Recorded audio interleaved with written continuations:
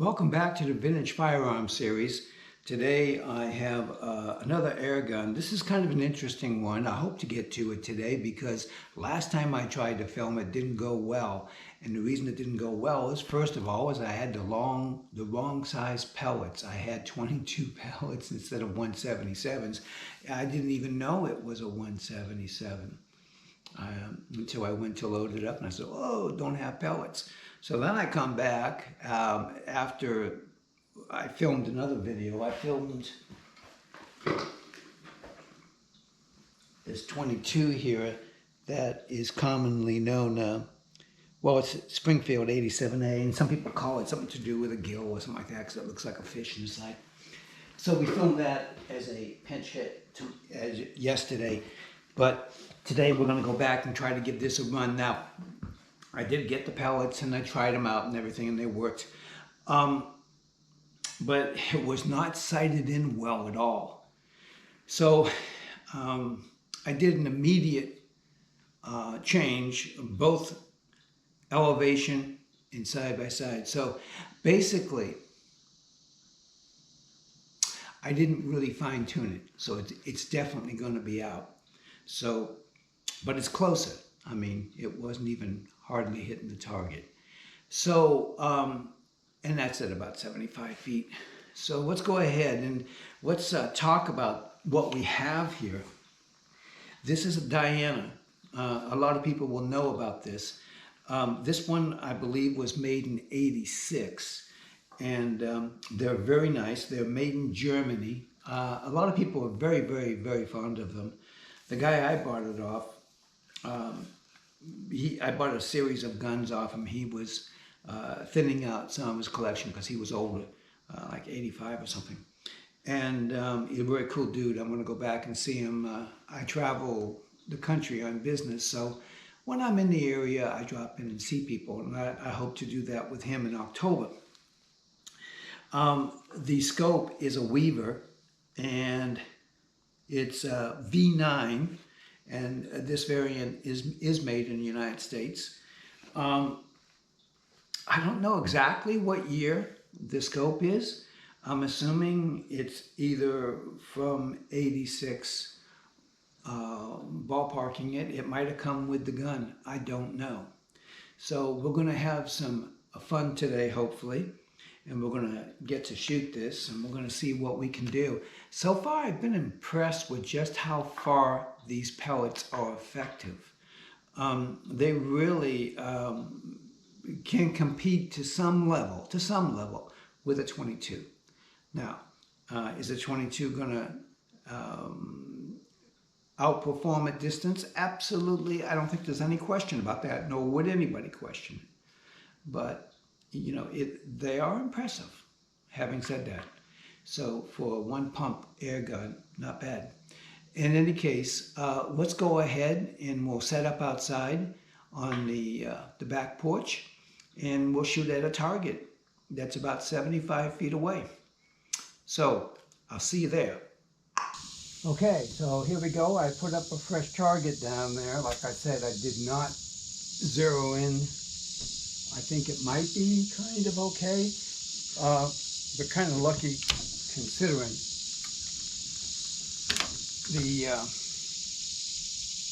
I just did one quick change in two directions.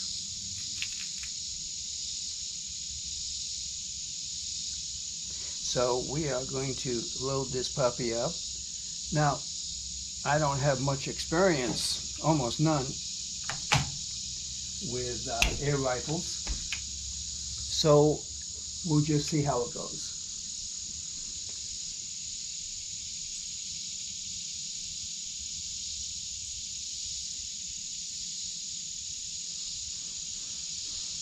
Must take the safety off.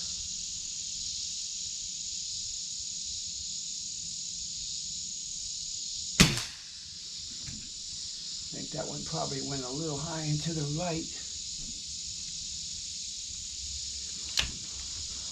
because I kind of goofed it. Maybe I'll go get my spotting scope, actually. Bear with me.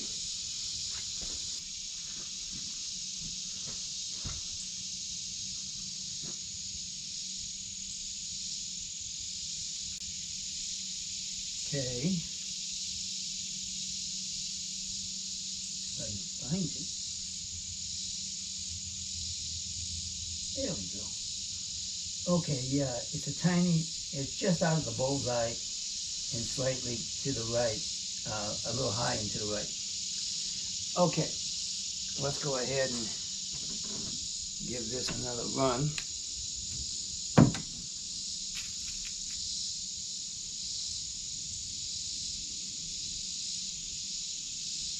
I'll show you guys the target when I'm done. We'll try it that way this time.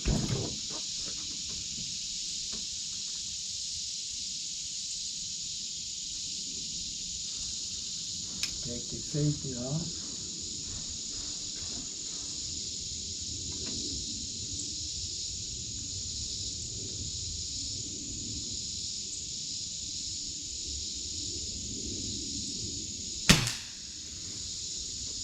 See what we got. That's a little better. That's kind of in the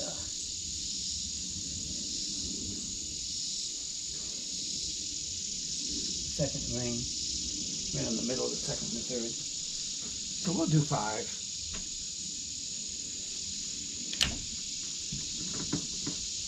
And then maybe we'll bring the target up. Maybe that's the way we'll do it this time. Since I already started it this way.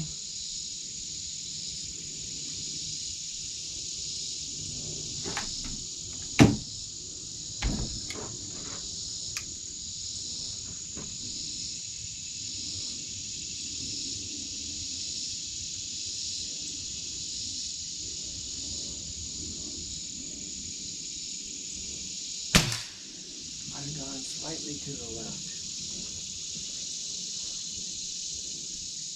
No? Okay, that's number 3.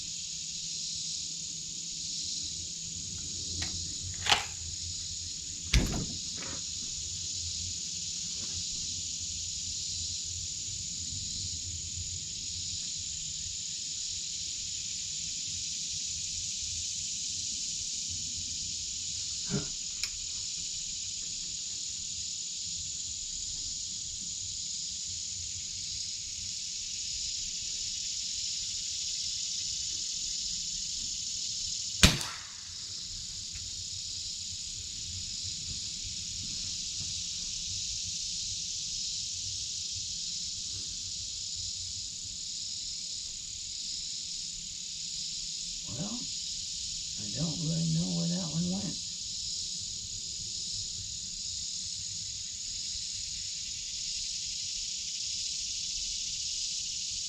It wasn't off. I just don't see it. I think it might be right. It might. I don't know.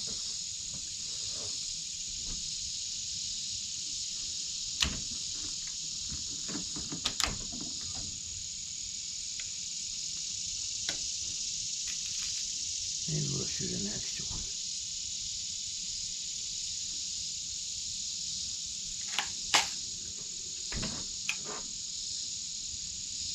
I wonder if the pellet fell out when I cocked it back.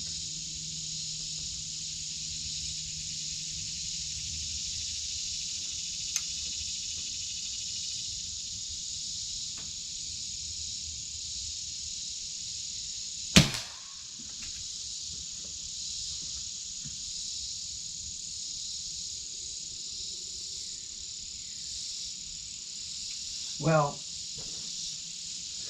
I think this scope is set up pretty good now. I'm surprised because I really didn't put any effort into it at all. Okay, we'll do one more. So we'll have a 5. I think what might have happened is the pellet fell out. I've seen online that they can do that. When you cock it back,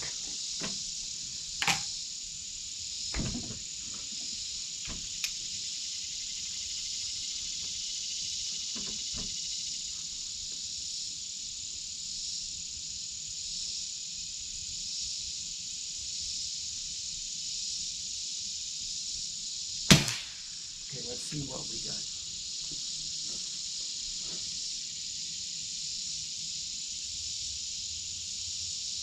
Okay, we're going to run down and get the target.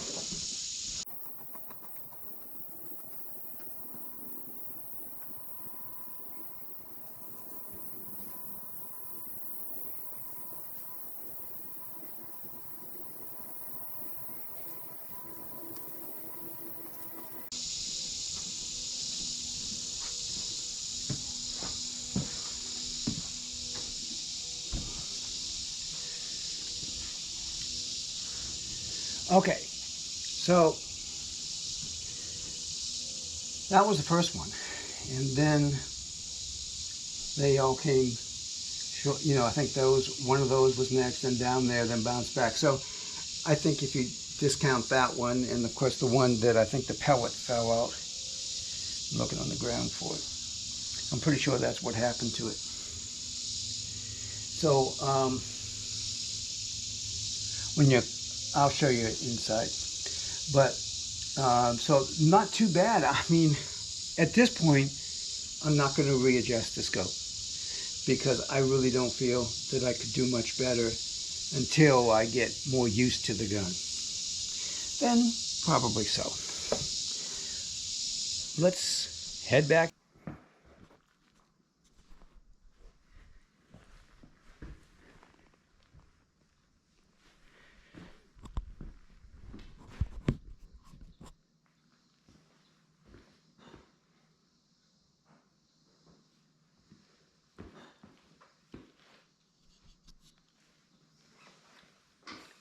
Okay, so first of all, what happens when you put one of these guys in? I'm not going to cock it.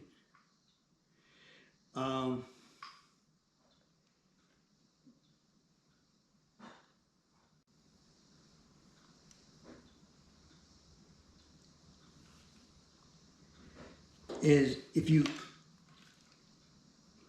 flick it just right, now it doesn't want to come out. But I've seen them online come out and stuff. And I think that must be what happened because I was dead on when I shot it. And then there was no holes or anything for that one. Or maybe it just went flying somewhere. I don't know. That could be too. So in any case, I'm going to put this on safety. I guess when you cock it, this is interesting. I didn't know this before. It's when you cock it. Well, it's kind of like a shotgun, you know. A lot of times high-end shotguns would do the same thing. I'm going to go outside and shoot this because I don't want it live. But that's where, if anybody is not familiar with this type of gun, you just put the pellet right inside, right there. And I don't think I showed you this yet. When I get back inside after I fire it, I will go ahead and show you. So I knew that it went to safety afterwards, but I was thinking it went to safety directly after a fire, or maybe when you first opened it, but that's not the case. You can open it like right now. Does not go to safety. You actually have to cock it. So let's go ahead and kind of look over a few things. First of all, it's made in Germany, and I believe the date code is 86. So I think that would be a good time for guns in general, as in later. You know, everyone knows that more recently they've been trying to save money and making the guns cheaper, and they've been very successful at that, but there's a tremendous drawback. I think the scope is really nice.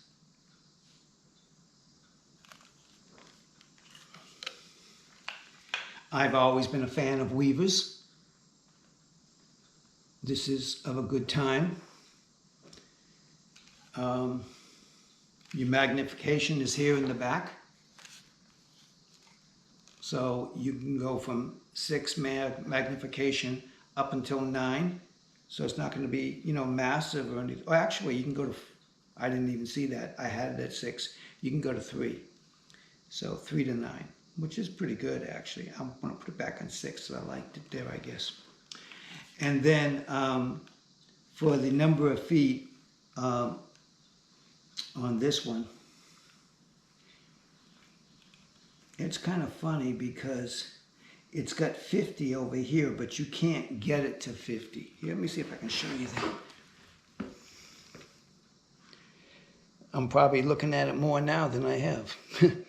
There's a little mark right there, but you can't get that 50 around there.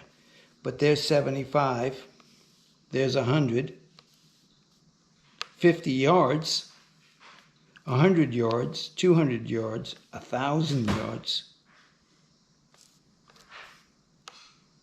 Does that go back to feet way over here? Do you have to turn it all the way around? I don't know what that means. That's funny. Maybe somebody wants to explain that to me, because it just seems odd that you would get back to 50 feet all of a sudden. So put it back to about 75. That's probably where I'm going to use it short term. So you have your basic sights here, if you didn't mount a scope on it. And you've got a globe up front should you want to use the standard sights. Let's see what else it says. Of course, it says Diana.